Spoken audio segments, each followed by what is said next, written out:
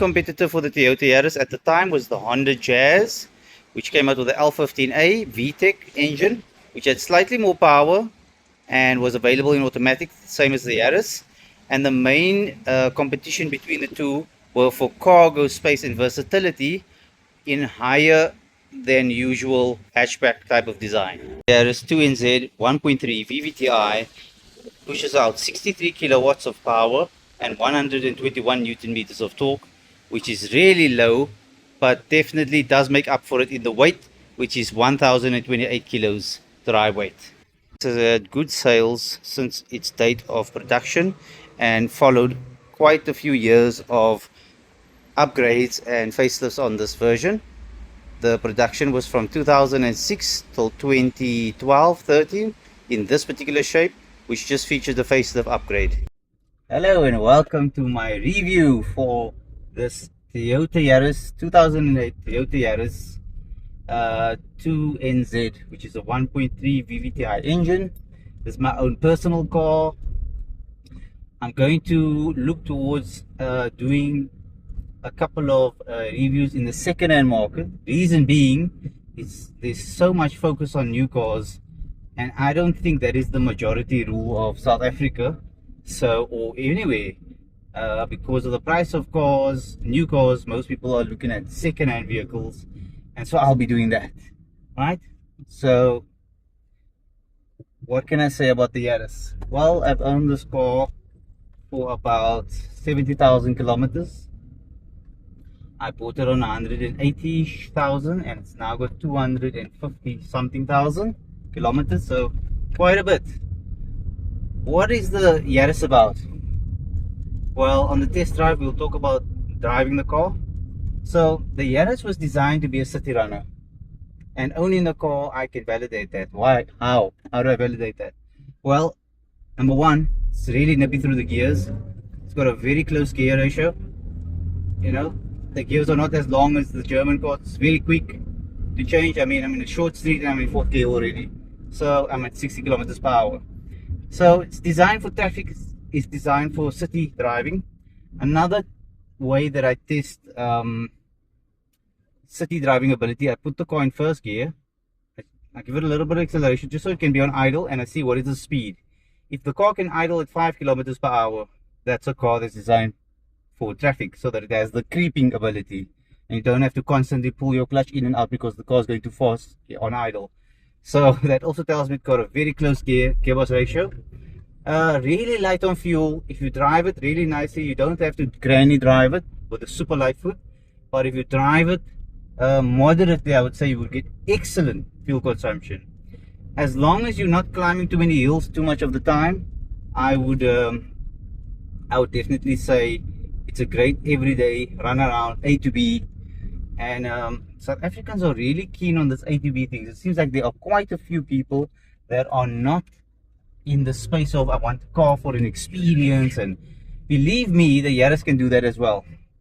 The Yaris, I wouldn't say it's aggressively powerful, but it's got a little bit of nippiness. You know, it's quick off its feet, it's light on its feet, it's got exceptional handling.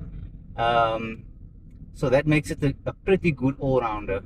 Once we finish with the test drive, okay, speed bump clearing is very good. I think it's very close to, if you're from Australia, a ute, South Africa, a bakkie, or a pickup in the US or most other places. Very similar in terms of how it clears a speed bump, the comfort that you get. So you can clear a speed bump pretty comfortably without flying out of your seat, you know. So they're pretty good cars.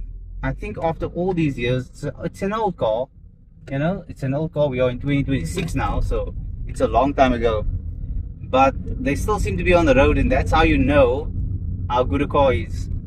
If it's still driving around on the road, chances are it's a really great car.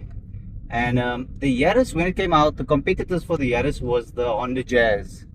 So the Honda Jazz came up with this, which is coming in the next scene. They came up with this idea to build a car that is extremely small in terms of its size, but it's convertible to a huge cargo area inside. And so the Yaris, Toyota followed with the Yaris to compete with this. I think in that space there's only really the Honda Jazz and the Yaris that has this. But the Honda Jazz definitely beats the Yaris in space.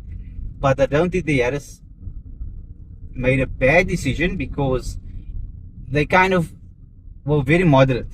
They wanted a little bit more of that space compatibility conversion, and then they wanted a little bit more of an all-rounder in a hatch. And you can buy the sedan, but for me the hatch, it does the trick. If you've seen a Toyota Yaris, you'll understand that the concept behind the whole car was all about storage.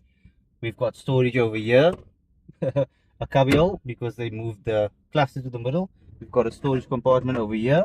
We've got an open storage compartment here. We've got a storage compartment here. We've got a door bin with a drinks holder in the door. Moving over to the passenger side, we have a storage compartment over here. We've got a storage compartment over here. We've got these cup holders on both sides, and we've got another storage compartment over here. We've got a cup holder in the center, which I'll show you in a moment, and we have a rear cup holder. So this was all about storage in the vehicle. Passenger side, we have adjustable seats, but it does not have height adjustment. However, the height adjustment, I would say, is about 15-20 centimeters, and I'm a 1.68 centimeter of height person. Passenger side features a similar height. However, it has about another 10 centimeters above, because of the height adjusted seat. So the driver's side seat is height adjustable. So that helps if you're tall, and then obviously you can adjust the backrest as well. Pull the seats forward, they are adjustable, which automatically increases the boot size. How does the Toyota Yaris handle capacity? Well, in a standard form, it only takes about plus minus 200 liters.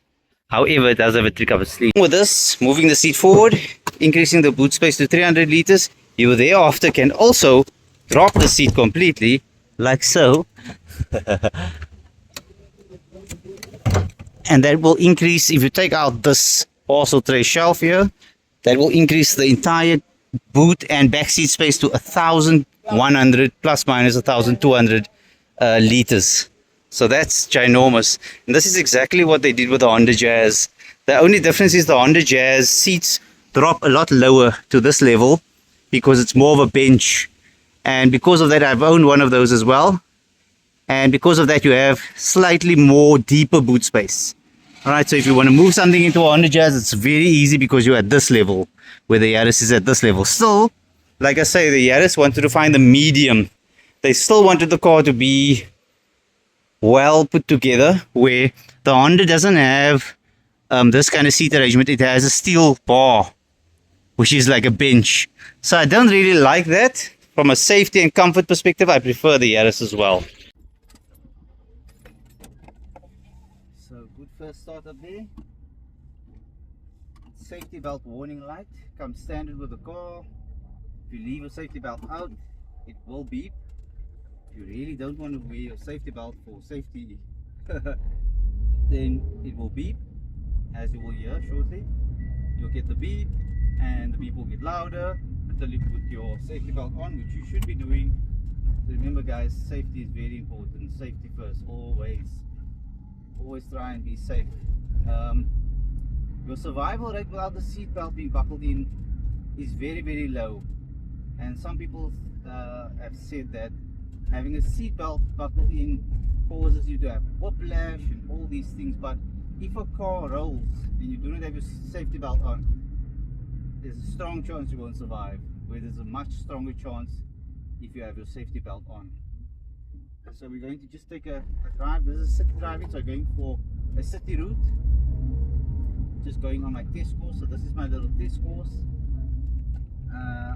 Just pop it in. You can see the Yaris can go quite nicely around a bend. Quite nicely, very comfortably, very easily. She dances like a ballerina. Quite good. Very close gears. I have the aircon on, so I mean it's a 1.3, it doesn't have tons of torque, so it does take away from the power. I'm not going to lie about that. Going through the chicane onto the straight, and then we got a 90 degree at the top. Brake hard, gear down, take the bend, coming to the bend, easy, accelerate out at the apex, and on your way. Lovely experience. So much confidence in this car. Handling is absolutely brilliant. So really enjoying the drive of this car. It's got lots of character, and yeah, it's great commuter for daily. Also very safe. The Yaris actually reminds me of French cars. Those of you who've ever owned a French car will know that French cars might not have the biggest power and the biggest everything else, but they handle exceptionally well because the French car suspensions are really awesome. So yeah.